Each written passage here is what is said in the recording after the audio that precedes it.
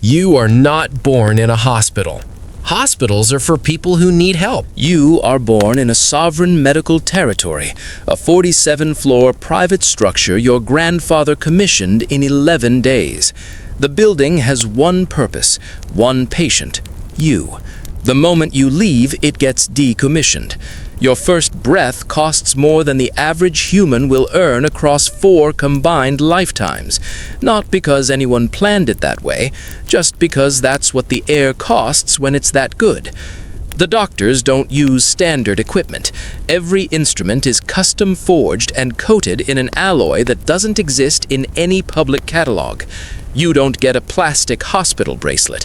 A jeweler from Florence is flown in 3 months before your birth to forge a 22-karat gold anklet engraved with your full royal name, all 11 words of it. The moment you take your first breath, every major landmark your father has a relationship with lights up in green and gold. The Burj Khalifa projects a 3D hologram of your DNA into the clouds. Fireworks go off in 7 cities simultaneously.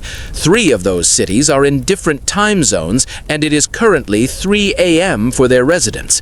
Nobody complains. Nobody would dare. You leave on day 3, not because you are medically ready, because your father decided day 3 was the correct number and rescheduled your biology accordingly. Leaving is a 34-vehicle motorcade. Helicopters sweep the route. Snipers are on rooftops not because there is a threat, but because this is simply the standard procedure when you are you.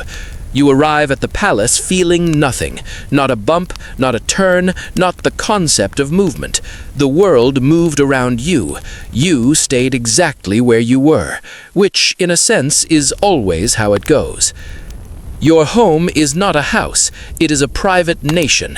It has its own postal code, its own power grid, its own time zone, adjusted by 14 minutes because your grandfather once said standard time felt slightly rushed. Nobody argued with him. The adjustment stands to this day. It has 340 rooms. You will not visit all of them before your 5th birthday. 3 of those rooms exist on architectural plans but have never been opened because nobody remembers what they were built for. Your father once sent a team to investigate. They found another room inside that wasn't on any plan. Nobody questioned it. They furnished it anyway.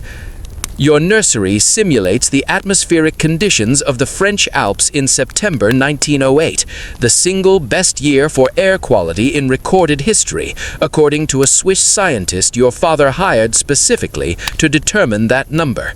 The walls are not painted. They are lined with hand-woven fabric produced by 40 artisans over 19 months. The thread count of the walls is higher than the thread count of any bedsheet available to the public. You are 3 years old when you first understand the concept of wanting something. You are sitting on the terrace of the palace, watching the horizon, and you point at the sky and say one word, blue. You want blue. Your father asks what specifically about blue you want. You think about it for 4 seconds and say, everything. By the following morning, your personal wing of the palace has been repainted, redecorated, and restocked in 47 different shades of blue. The painters worked through the night. There were 200 of them. You look at it, nod once, and go back to eating breakfast. Your father smiles. This is the moment he knows you are ready. You are 5 years old. You are on the family yacht, not the small one, the one with the helipad and the submarine dock, somewhere in the Maldives. You are eating mango.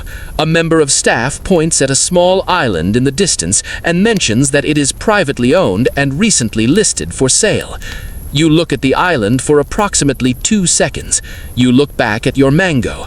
You say quietly that you want it. Nobody laughs. Nobody asks why. Nobody asks what a 5-year-old plans to do with a sovereign piece of land in the middle of the Indian Ocean. Within 45 minutes, a phone call is made. Within 3 hours, the paperwork is being drafted. By the time you finish your mango, the island has a new owner. You visit it once. You decide the sand is the wrong color. You never go back. The island sits there to this day, fully staffed, fully maintained, waiting for a return visit that has not been scheduled. It costs more per month than most people spend on housing in a lifetime. This is not a concern. This is just Tuesday. You are 6 when you accidentally acquire a Formula One team. Your father takes you to a race. You are not particularly interested in the race, you are interested in the cars. Specifically, you want the red one. You tell your father you want the red one. He assumes you mean the team. He makes a call during the 3rd lap. By the time the race ends, the team has new ownership. The drivers find out from the news. You wanted a toy version of the red car. There was a gift shop. A staff member eventually finds it and presents it to you. You put it in your pocket and forget about it by dinner. The actual Formula One team is still yours. Someone manages it on your behalf. They send you quarterly reports. You have never opened one. You do not go to school. School is a place where children go when their fathers cannot simply hire the people who wrote the textbooks. Your mathematics tutor won a Fields Medal and turned down 3 university presidencies to take this role. Your history professor has advised 4 heads of state. Your physical education trainer has 2 Olympic gold medals and spends 40 minutes before each session reviewing your biometric data from the previous night's sleep. You learn to read from original manuscripts, not copies, originals. Your father acquires a private collection of handwritten documents from history's greatest minds and has them mounted in your study room because he believes your eyes should only trace greatness from the very beginning. You are not told to be careful with them. There are more in storage. By age 7, you speak 5 languages, not because you studied, because the palace staff operate in 5 languages and you simply absorbed them the way other children absorb cartoon theme songs. Your 6th language is currently being installed passively through your sleep audio system. You are not aware this is happening. You want a dog. Your father buys you a dog. A fully trained, competition-grade Belgian Malinois with a pedigree so long it has its own separate document. The dog arrives with its own handler, its own veterinarian on permanent retainer, its own nutritionist who custom prepares every meal, and its own security detail because the dog is now technically an asset of the royal household and is treated accordingly. You play with the dog for one afternoon. You decide dogs are fine, but you want something bigger. Your father acquires 2 white falcons, a cheetah that previously belonged to a royal family in Abu Dhabi, and a pair of Arabian horses with lineage traced back 400 years. The horses have their own wing. The wing is larger than most family homes. The cheetah wears a collar that costs more than most cars. You name the cheetah Gerald. Nobody questions the name. Gerald is fed Wagyu beef twice a day. Gerald has never once been asked to do anything. Gerald simply exists in your life as a reminder that in your world, even the animals live better than most humans. On your 10th birthday, your father sits you down and explains that you are now old enough to manage your own finances. He hands you a document. The document outlines your monthly allowance. The number on the document does not have a currency symbol because at this level, the currency is assumed. The number itself requires a moment to count the digits. You look at the number, you look at your father, you ask if this is the weekly amount. It is the daily amount. You nod, you fold the document, you put it in your pocket next to the forgotten Formula One toy car. You go back to your birthday party, which is taking place on a temporary artificial island constructed in the shape of your initials, 40 minutes off the coast, accessible only by helicopter or the family submarine. The guest list is 200 people. Every single one of them arrived by private jet.